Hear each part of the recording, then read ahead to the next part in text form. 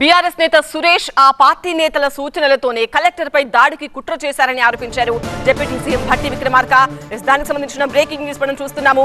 ఈ ఘటన వెనుక ఎంత పెద్దవాళ్లున్నా సరే వదిలిపెట్టబోము అని హెచ్చరిస్తున్నారు భట్టి. యంత్రాంగం దృష్టి తీసుకొచ్చారు, పత్రికల ద్వారా ప్రజలకు తెలియజెప్పారు, ఉన్న వ్యవస్థలన్నింటినీ వాడి మేము దృష్టి తీసుకొచ్చాం. ఏనాడు ఇటువంటి దుర్మార్గ కార్యక్రమాలు చేయలేదే? ఎందుకు ఈరోజు మీరు ఇటువంటి దుర్మార్గ కార్యక్రమం చేస్తూ ఉన్నారు? ఒక కలెక్టర్ మీద దాడి చేపిస్తే ఇక ఏ జిల్లాలో కూడా ఎటువంటి పరిపాలన సంబంధమైనటువంటి కార్యక్రమాలు జరగకుండా భయభ్రాంతులు సృష్టిద్దామని అనుకుంటున్నారేమో చాలా స్పష్టంగా చెప్తా ఉన్నాం.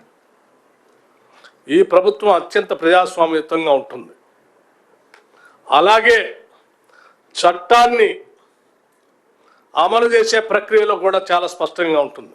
మీ కుట్రలు ఈరోజు దాడి చేసినటువంటి ఆ వ్యక్తి మీ పార్టీకి సంబంధించిన వ్యక్తి అని మీరు ప్రకటన కూడా చేసుకున్నారు.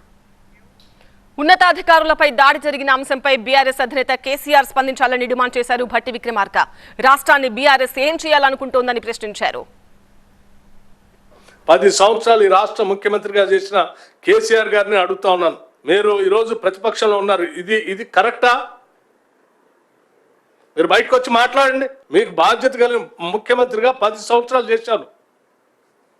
ప్రభుత్వంలో ప్రభుత్వ కార్యకలాపాలు నిర్వహించేటువంటి ఒక అధికారి పైన ఈ రకంగా చేతులు చేసి లేకపోతే దాడి చేసే కార్యక్రమం ఎడుదారి తీస్తూ ఉంది.